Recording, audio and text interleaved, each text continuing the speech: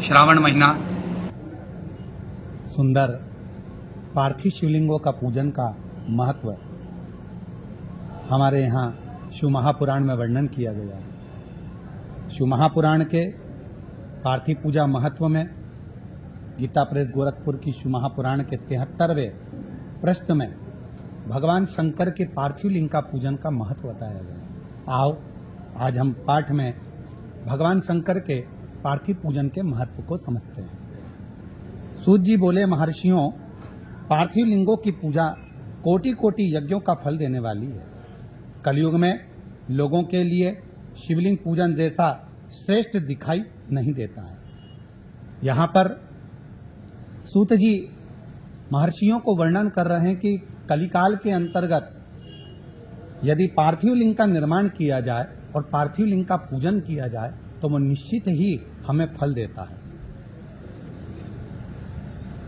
वैसा दूसरा कोई साधन नहीं है। यह समस्त शास्त्रों का निश्चित सिद्धांत है। शिवलिंग भोग और मोक्ष देने वाला है। जब हम भगवान शंकर का पार्थिव लिंग का पूजन करते हैं, किसी कामना से करते हैं, किसी कार्यवश करते हैं, मोक्ष की प्राप्ति के लिए करते हैं, तो शिव महापुराण की कथा कहती है कि वो प्रत्येक कामना को पूर्ण करता है। शिवलिंग का पूजन करने में चाहे स्त्रियां तथा अन्य सब लोगों का अधिकार होता है।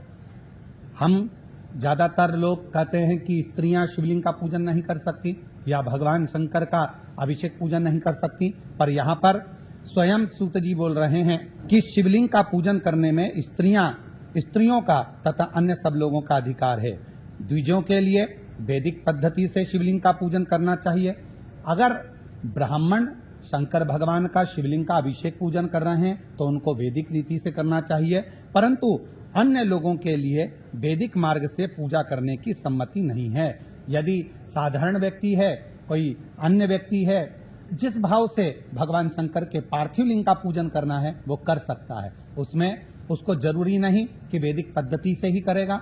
वो अपने भाव से शिव जी को जल चढ़ाकर, दूध चढ़ाकर, दुर्वा चढ़ाकर, बेलपत्र चढ़ाकर किसी न किसी भाव से शिव का अभिषेक पूजन कर सकता है। श्री शिवाय नमस्तुभ्यं।